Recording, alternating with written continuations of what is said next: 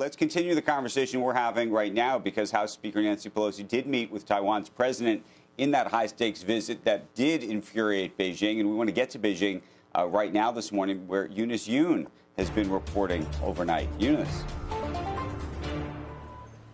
Hey, guys. Yeah, well, Speaker Pelosi, as you had just mentioned, is heading to South Korea after her very controversial trip to Taiwan. Today, she pledged U.S. solidarity with Taiwan, and she was granted a Medal of Honor by the Taiwan president, who also held a lunch with her that included several business leaders, including the founder of TSMC, Morris Chang.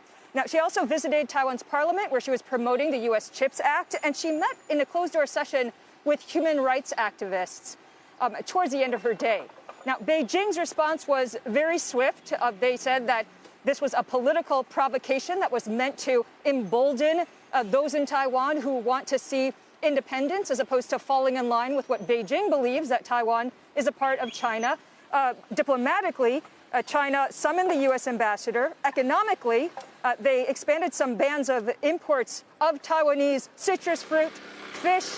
They halted exports of natural sand, which Taiwan uses for construction. They barred Chinese donations to 2 Taiwan foundations. And of course, the biggest concern is the military response, because very quickly Beijing announced, minutes after her arrival, that they were going to have live fire military drills in 6 zones around Taiwan, both in the waters as well as the airspace. From Thursday until Sunday, they're holding missile tests off of Taiwan, and this is after they dispatched 21 warplanes to the Taiwan Strait.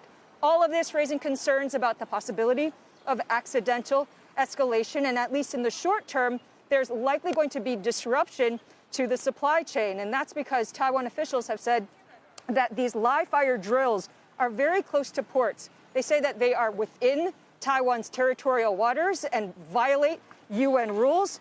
The Taiwanese authorities have been coordinating with regional authorities, so some in Japan as well as the Philippines, about airline space, because airlines have been reporting that China has been basically warning them not to fly into what has been described as danger zones that are around Taiwan. So all of that, as you guys were just alluding to, kind of points a finger that perhaps some of this disruption is not over. Well, and that's what I was just going to ask. Are we talking about days here, hours here, or are we talking, you think, about weeks, Eunice?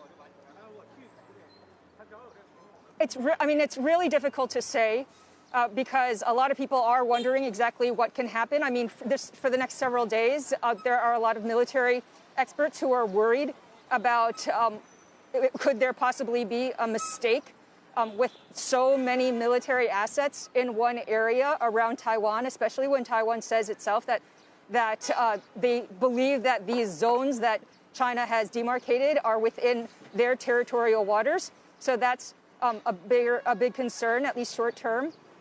But also what's interesting, maybe long term, is what's happening on the internet, because Pelosi's visit was actually very closely followed on the Chinese internet, where it actually at one point almost crashed Weibo, the social media platform.